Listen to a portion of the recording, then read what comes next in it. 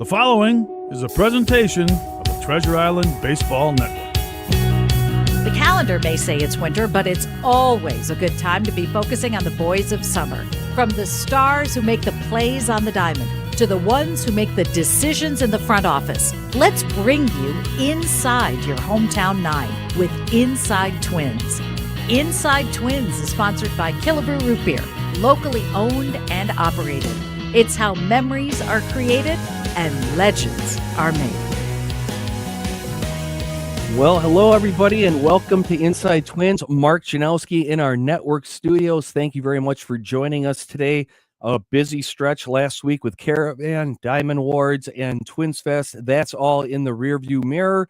2 weeks away from pitchers and catchers reporting to Fort Myers to get going with the 2025 campaign. We're going to get going right away here by being joined by the new Twins hitting coach, Matt Borgschulte, who's joining us live from his house down in St. Louis, Missouri, where the Twins are going to be in just 3 months to start this season. Matt, first of all, welcome. Thank you for joining us on the show, and welcome back to the organization as you were a hitting coach in the organization from 18 through 21.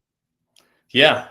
Thank you very much for having me. I'm so excited to be back part of this organization and looking forward to the season and getting going here in spring training in a couple weeks. St. Louis is home, so that means you're going to have a lot of fans come out for that season opening series, I would imagine, huh? Yeah, I'm sure there'll be plenty of people. I'm already making some plans. My parents live close by, and so we have plenty of family nearby that are going to come to the game, friends as well. Folks able to give you some quick assessments and critique on the team and your job of the first couple days of the season. More pressure. I'm sure you didn't need that. Oh yeah. Everyone's got their, thoughts on what we need to be doing and who we need to be playing and all that. You know how that goes. Yeah. Well, as I mentioned, it's welcome back to you for joining the organization again. Talk to the fans here a little bit about what was so alluring about this opportunity for you to say, yeah, I'm coming back here and this is what I want to, this is the challenge I'm up for. Yeah, I think, just knowing the direction of the organization from when I was in the minor leagues and knowing the people in the front office and how great of people they are, as well as, members of the front office in terms of being able to acquire good players and making the right decisions with staff as well. And so, knowing all those things, knowing that I'd be able to have a chance to work with Rocco and the rest of the crew, Alex Hassan as well, on the director side in terms of hitting. And I think we just align in a lot of ways in terms of what we really want to do with this baseball team. Your time with Baltimore, obviously you got to work with some very young and exciting upcoming talent. What would you say is your biggest takeaway from your seasons with the Orioles that you now use as you go forward?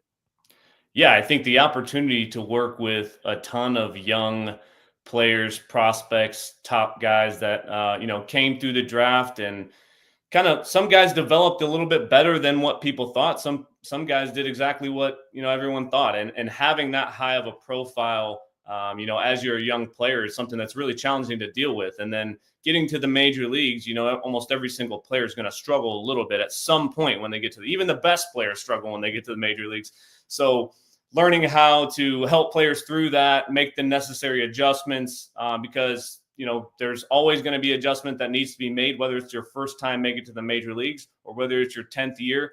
Whenever, that's just the way that hitting is. It's so challenging. The pitchers figure out what your weakness is. They try to attack it. And then it's up to you to make that adjustment and really start to have more success. Well, you have dove in the deep end since the team announced your hiring. You've been busy last 3 months reaching out to contact people or making visits. Just talk about and characterize how your interactions with the players have been going. Yeah, it's been really, really great. Everybody's been very welcoming. I think I knew a lot of the guys as well, but everyone that I've met and talked to seems to be, really good people, which is a great thing to do when, you get to deal with these people every single day. You want people that you want to be around. And, I'm excited to be able to work with them, but not just great people, but great baseball players and great talent. And so after making a couple of visits and talking with these guys a lot, I'm really excited about this coming season and the seasons following. Well, one of the guys that was not here during your last tour of duty with the Twins was Carlos Correa. Now, he was in town this last weekend at Twins Fest. He said you visited him besides talking about hitting, he asked you to join him in a workout, and he said that that was an interesting experience for both you guys. What can you tell us about the workout with Carlos during the off season? Oh, looks like Matt has froze up on us a little bit right there on the question about Carlos Correa. So we're going to deal with those technical difficulties and try to get Matt back here. Again, this is Mark Janowski at our network studios at Target Field. The show is Inside Twins. It is brought to you by Killebrew Root Beer, locally owned and operated. It's how memories are created and legends are made. Matt Borgschulte, the Twins' new hitting coach, is our guest here as we're trying to reestablish connection. A reminder, you can submit questions for the new Twins hitting coach on the Twins social media platforms. That would be Facebook, YouTube, and X, as we are trying to get back to St. Louis and to Matt Borgschulte. Again, a guy who was in the Twins organization from 2018 through 2021, then spent the last 3 seasons, very successful seasons, as a hitting coach with the Baltimore Orioles. Now he's back here, looking forward to working with a lot of the guys that he had some time with in the minors while he was here, like a Jose Miranda and a Trevor Larnach. But also talking about reaching out and meeting guys that he hadn't had time to work with, like a Carlos Correa, who was down in Houston. And when Carlos was at Twins Fest last weekend, he talked to fans and talked about how he had a good visit with Matt down. And there we go. We got Matt back now. Sorry about that, Matt. Little technical difficulties here. It might be the weather here in Minneapolis. We're touching 40 today, and in January, maybe and no one's like, that can't be right. So we're going to have some problems here with technology and the wires. But my question for you, you visited Carlos in Houston, and it wasn't just about hitting. He asked you to join him in a workout. Yeah. That was a blast. I try to stay in good shape enough to move around, throw some batting practice to these guys, and have some fun in the cage when I'm with them. And obviously Carlos is a very disciplined, regimented guy. He has a great workout plan and a great support group around him to do everything he needs to do to prepare himself for the game every day and prepare himself in the off season to have success during the season. And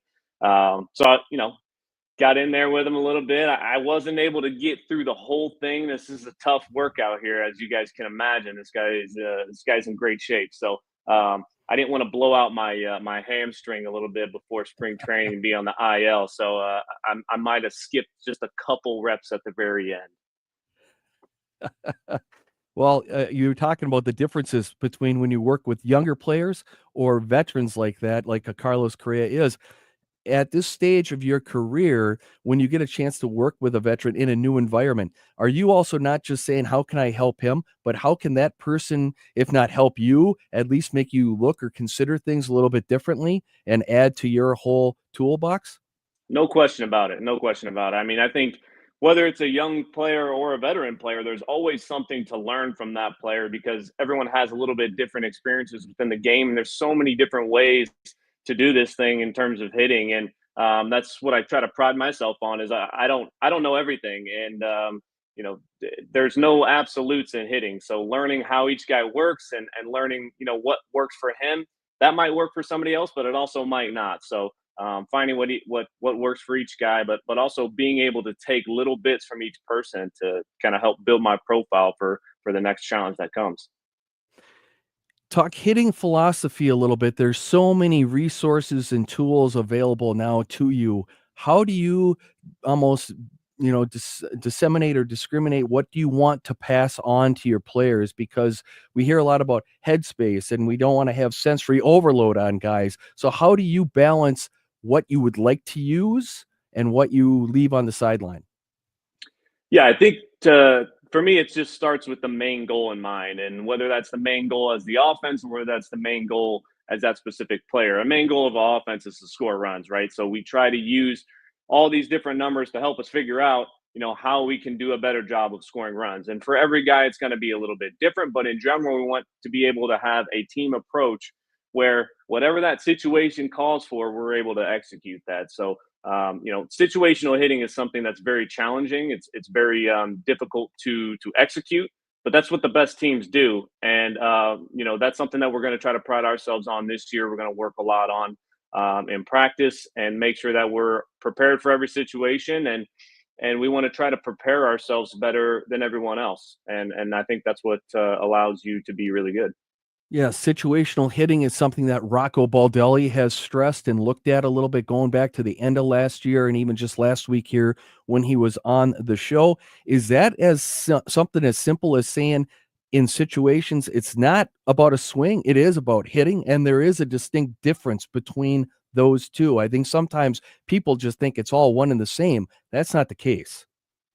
Oh, for sure, for sure. I mean, there's always things that minor tweaks that guys are going to need to make of their swing throughout the season as they get little knick-knack injuries here and there. They might compensate, or they get tired, or you make a dive in play. You don't realize the toll that this kind of stuff takes on the body, make you move a little bit differently. But in general, what we want to make sure of, whether that swing is in perfect, pristine condition or not, is that we're always taking a really good approach so we can have good at bats.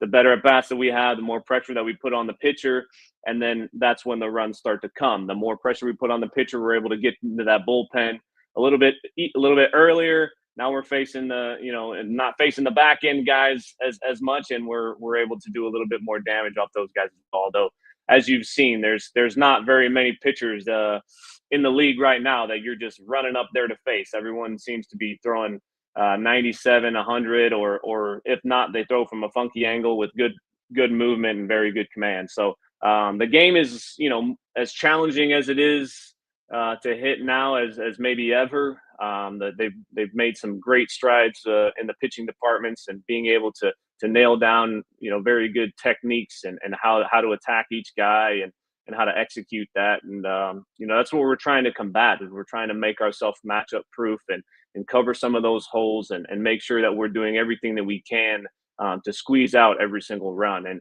sometimes that means hitting a home run, but a lot of times that means getting the guy over or having a quality at bat and executing what that situation calls for. And a line drive up the middle usually works, unless there's somebody there. But for the most part, if you can hit it over their head on a line, then we're going to be in a good spot.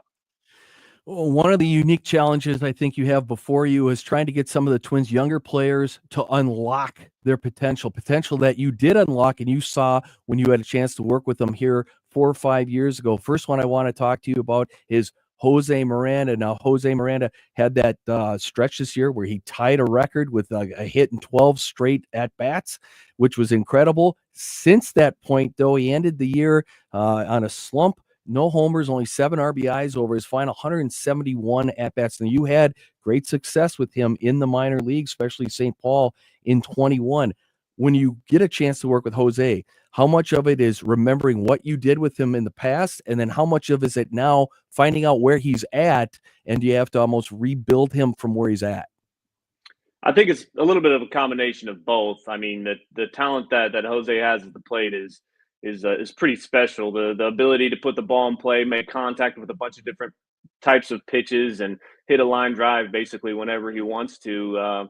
It's not that easy, but sometimes he makes it look that way with 12 straight or 13. I can't remember exactly what it was, but that he has such a great skill set at the plate. Obviously, we're just going to try to continue to refine those skills. And we look back at some of the success that he's had, and what might be different in his swing from this year to last year to whatever part of his career where he felt the best. He felt he could cover all these different shapes, and that's essentially what we try to do, is just make sure we can get these guys to exactly where they need to be.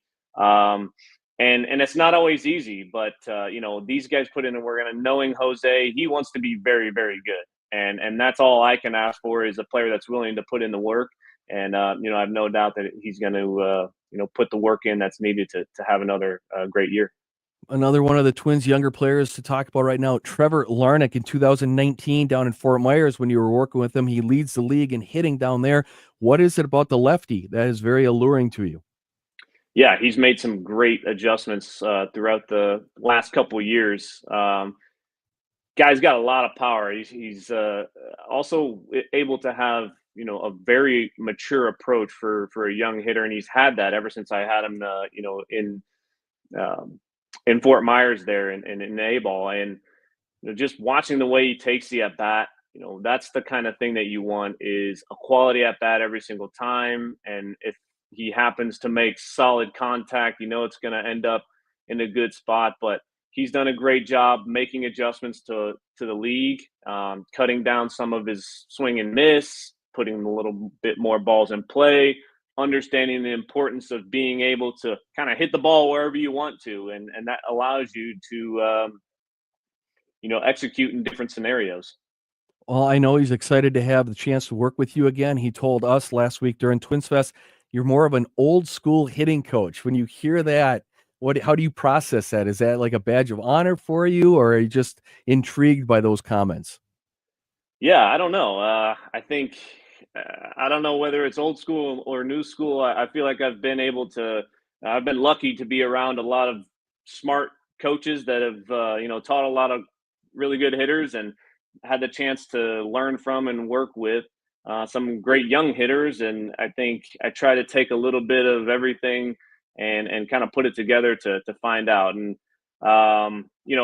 old school, everyone thinks that might be a bad term, but for me, I don't think that's necessarily the case, because um, there is times where, there's things that worked, and there's a reason why they worked, and people have success doing a ton of different things. And it's not just one way just because it's new, and just because now we have numbers that say this and that. Guys have had success doing this in the game for a long time, and to not try to learn from them, to me, is a mistake, and you're missing part of what can make you really, really great. So. Yeah, Trevor, Jose, just a couple of the guys that you get a chance to work with. Again, he's Matt Borgschulte. I'm Mark Janowski. This is Inside Twins. We're going to take a quick break. When we come back, put Matt on the hot seat and play Card Neck right here on your home for Twins baseball.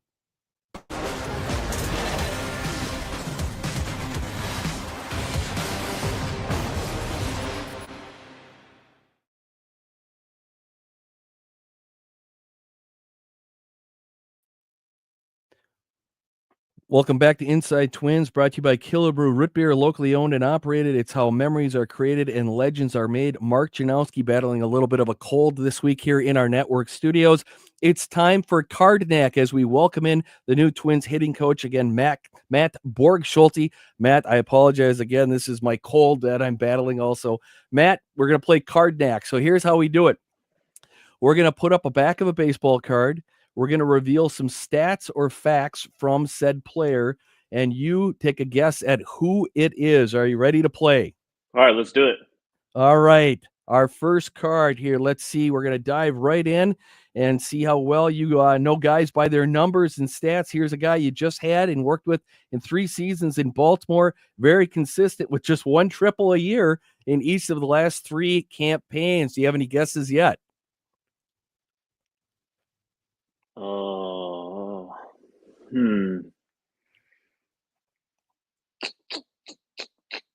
Is that yeah. Let's give you a clue too and see if that helps unlock All it a right, little let me bit. see. No, that's all right. He was an all-star in both 23 and 24, captured the Silver Slugger Award in 23, and then he won the 18 College World Series with Oregon State and Trevor Larnach. Okay, Rutschman. Yep. The number 1 pick in the 2019 draft, Adley Rutschman. When you had a chance to work with him and the other young Orioles hitters, just what was it that you found fascinating about that group of youngsters? Well, the thing that I really enjoyed about working with those guys is they all had this growth mindset, but they all wanted to work together to become the best, which is something that's really special. Sometimes you have guys within the organization, they want to be the best in the organization, so they're kind of competing against each other.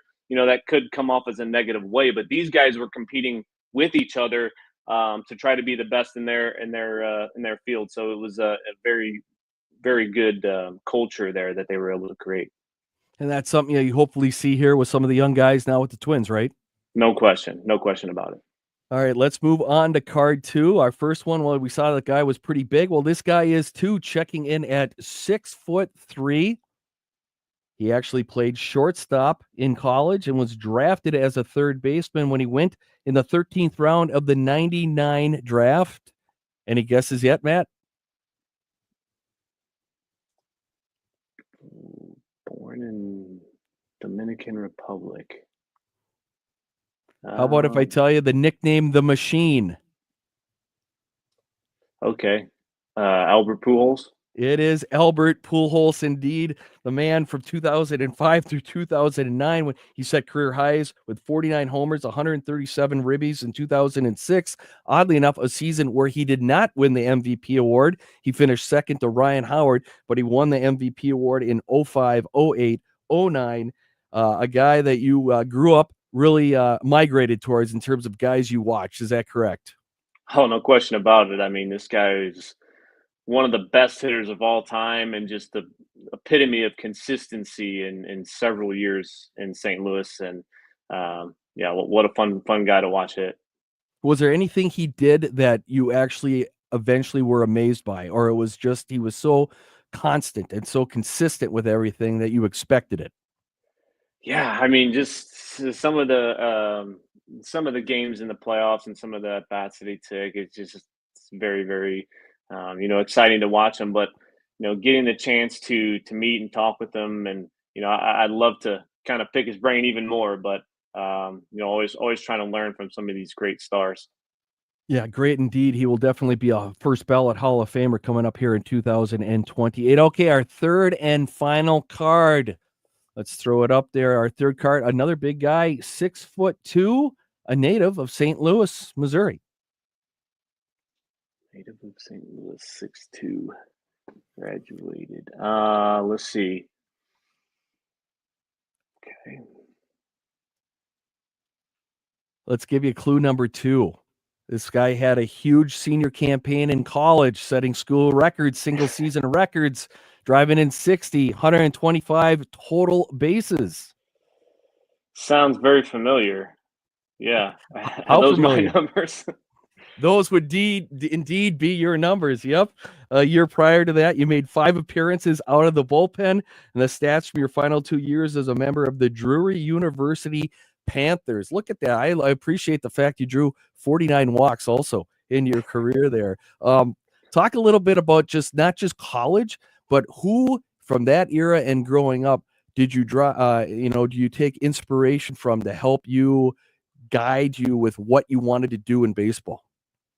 Yeah, I mean, I think, when I was in high school, going through training and hitting, and one of the guys I had is Rick Strickland. He's now a coach in the minor leagues for the Cubs in AAA. But I think he was training us a little bit differently than everyone else kind of been training at the time, and it piqued my interest to kind of dig in a little bit more. And after I got done playing at Drury, I just I didn't want to be done with baseball, and kind of stuck around to do a little bit of coaching while I was finishing my degree. And I just figured out that I loved it, and wanted to do the best that I could to help players become the best hitters that they can be. And it's kind of led me here, which is a little bit crazy, but lucky to have this opportunity. Well, Matt, here's numbers you're going to like. 3 for 3. You just went 1,000 in playing card neack. Not bad for the hitting coach, right? Yeah, I'm a little bit upset. I was gonna say Rutschman on the first one, but something about the doubles and the homers threw me off a little bit, because I knew that he broke the rookie record, and I couldn't remember if it was 35 or 45. But Right. I wish I would have gotten that one. Yeah, well, 3 for 3 again. A great job on that one, and we're continuing a stretch right now. All our guests so far knocking it out of the park here when we play Card Neck. The show is Inside Twins. One final break. When we come back, questions from the fans for the Twins hitting coach Matt Borgschulte right here on your home for Twins baseball.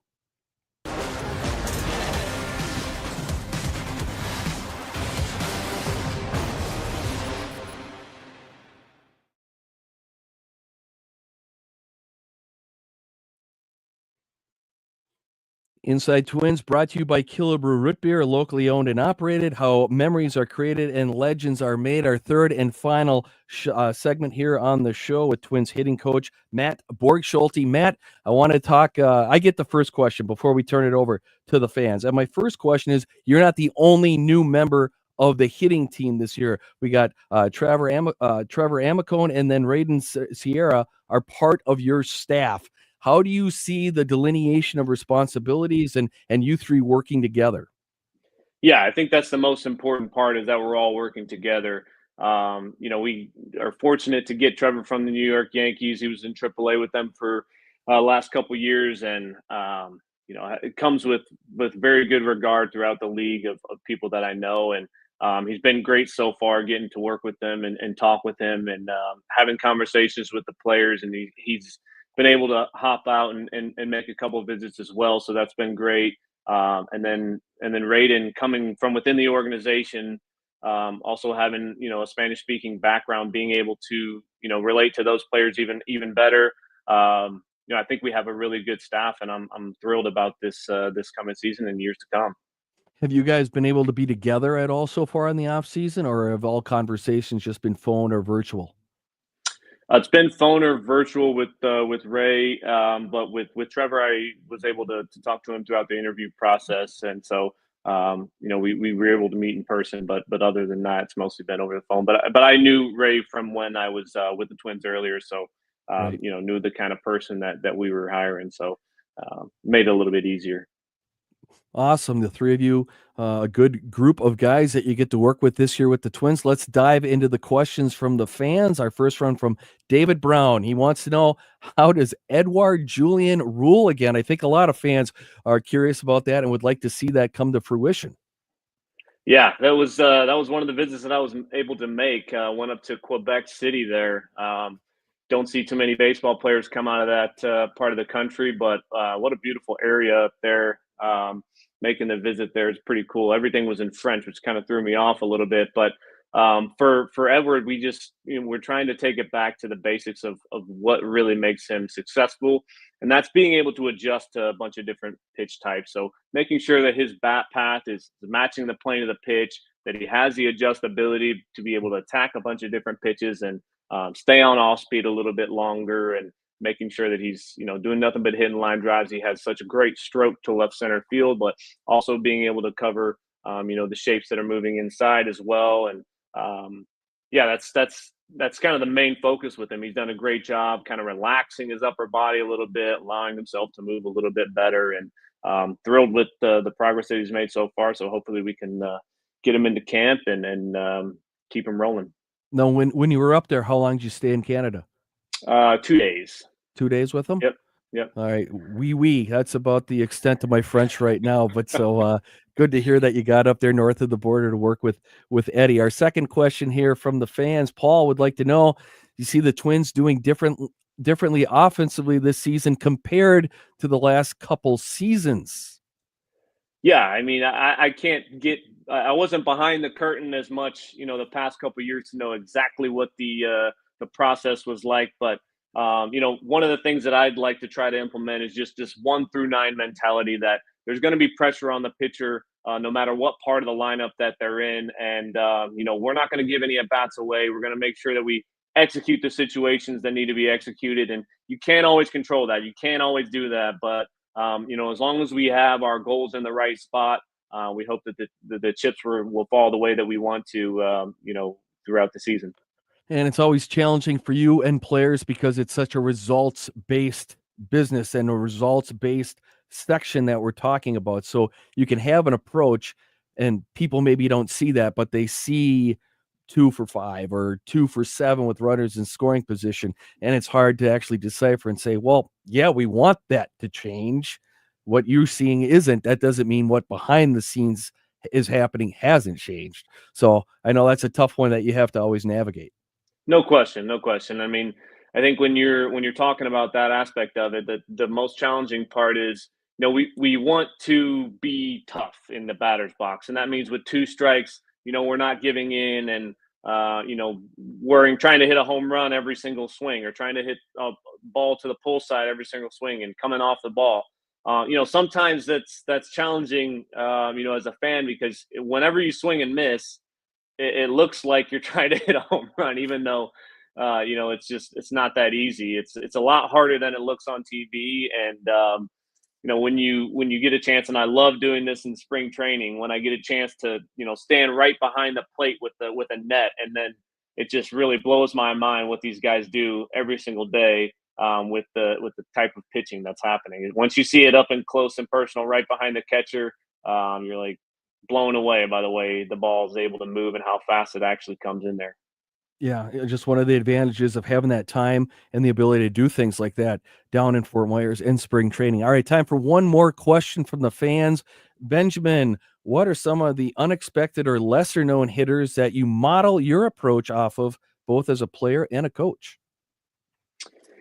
Yeah, it's a tough one. I don't know. A little lesser known hitters that I model my approach off of. Huh. Yeah, I can't think of anyone off the top of my head specifically that I would say I try to model, a specific approach off of. There's easy big ones that Barry Bonds and the preparation that he was able to put into it. I've learned a lot over the past couple of years from Anthony Santander with the Orioles, who's now with the Blue Jays. The way Mhm. that he prepares himself, and obviously learning from Gunnar as well, and knowing how he tries to attack the game. He doesn't just want to be a great shortstop. He wants to be the best shortstop of all time. He wants to be the best player to ever play the game. And when you kind of run into somebody like that, it hits a little bit different because you just don't run into people that try to attack things that way all the time, and start to realize like this is what I need to try to be doing for every single player. And not everyone is gonna want to put that kind of effort into it, or sacrifices that need to be made to do that. But if I'm not trying to do that with every single hitter, then I don't feel like I'm doing my job. I mentioned that pitchers and catchers 2 weeks away from them showing up. You're going to get to Fort Myers so a little bit earlier. When are you going to be down in Florida? Yeah, I'm gonna head down there this weekend. I think it's a little cold here in St. Louis, so get down there and get to the warm weather and start getting a little bit acquainted back to the facility down there. There's a couple guys that are coming in early, so be there to get things rolling for them. Well, I know guys are excited to have you back. The guys that you had been able to work with, the other guys that you're just being introduced to, they're giving thumbs up to you showing up here too. So hopefully onward and upward in 25. That sounds great. That sounds great. Yeah, I'm looking forward to it. We have a great group of guys, which is, makes our job easier when everyone is fun to work with. So hopefully we can get them going and have a great year. Matt Borgschulte, the Twins' new hitting coach, our guest this week on Inside Twins. We invite you to go back and listen to the podcast or check it out on the Twins' social media platforms for some added bonus material here that was not able to be on the radio broadcast. We appreciate you guys all tuning in. Until next week, this is Mark Janowski. Thanks for listening right here in your home for Twins Baseball.